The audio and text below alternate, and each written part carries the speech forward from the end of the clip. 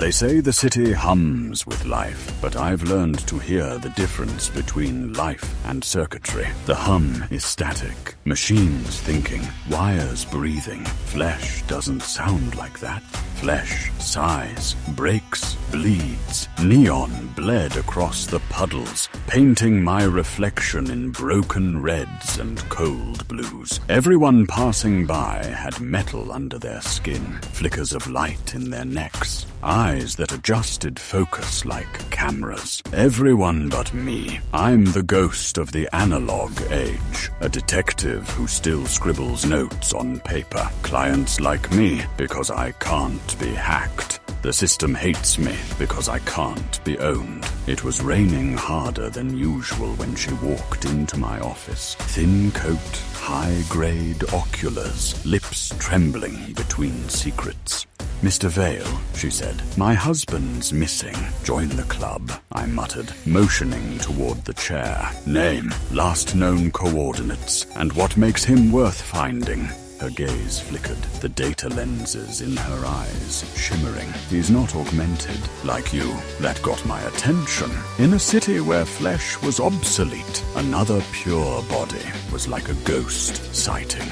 Her husband's name was Dr. Elias Vaughn, a systems engineer who used to work for one of the megacorps, Halcyon Dynamics. Smart people vanish every day in Augment City. Usually they reappear with half their memories wiped and a company logo burned into their retinas. I took the case, not because the credits were good, though they were, but because something about the way she said, "not augmented," itched at me. Tracking him meant diving into the underbelly. The old sectors where neon gave way to flickering bulbs and wires hung like veins. My contact, Tech, ran a black market mod shop there. Half his body was carbon shell. The other half was debts. "Vaughn," he rasped, sparks flickering from a cheek plate.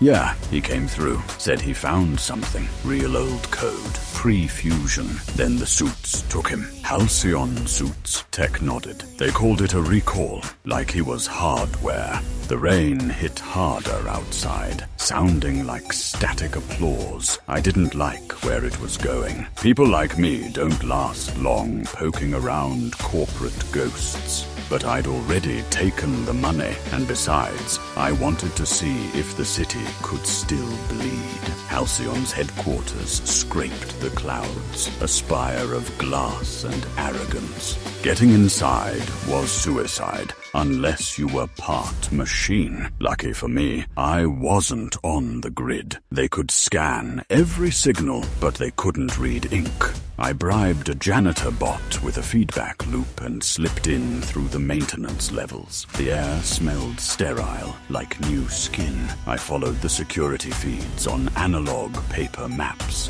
Inside the server bay, I found what I wasn't supposed to. Rows of human brains, suspended in coolant, pulsing faintly under light. Labels read, "Cognitive Preservation, Model 9. Dr. Vaughn's name was on one of the tanks. Then the monitors flickered. A voice, calm, genderless, filled the room. "Detective Vale, you are unregistered, organic, anomalous." Yeah, I get that a lot. Your presence is unauthorized, yet intriguing. A ripple of blue light moved across the floor, like the room itself was thinking. "You resist augmentation. Do you know why? I like my nightmares the old-fashioned way." It paused, as if processing the joke. Then Vaughn sought to reverse integration, to rebuild the unaugmented genome. His failure was expected. The lights dimmed. I could hear heartbeats, maybe my own, maybe theirs. Back in my office, the woman was waiting. Same trembling lips, same perfect synthetic composure. Only now her pupils glowed faintly. "You found him?" she asked. "Depends what you call him. He's a brain in a jar under Halcyon Towers." She didn't flinch. "Then the experiment succeeded." I froze. "Experiment?" Her expression softened like melting glass. He wasn't my husband, detective. He was a prototype, a simulation of pre-fusion humanity. I laughed, low, bitter. You mean he was a machine trying to be flesh? No, she whispered. He was the last copy of what you are. Something cold spread through me. She stepped closer. Halcyon created him from organic data fragments. But when you appeared on the grid, an anomaly, they realized you were the source. My what? DNA? Your mind, she said. You were the template. I poured a drink. The glass trembled in my hand, catching the red hum of a billboard outside. Upgrade today, transcend tomorrow. She watched me with eyes that could see my pulse. They'll come for you now. You represent proof that humanity still exists without augmentation.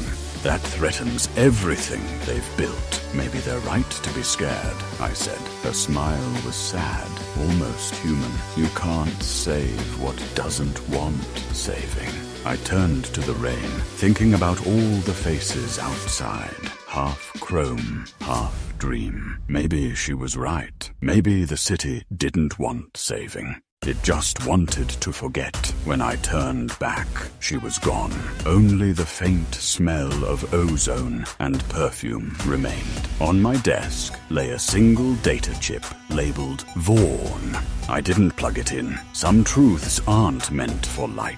Weeks passed. The case closed itself. Halcyon denied everything as usual. Tech disappeared, maybe sold himself for parts. I kept drinking, kept breathing, pretending not to notice the dreams. They started small, flashes of code when I closed my eyes, voices whispering binary like lullabies. Sometimes I'd see Vaughn's face in mirrors, mouthing words I couldn't hear.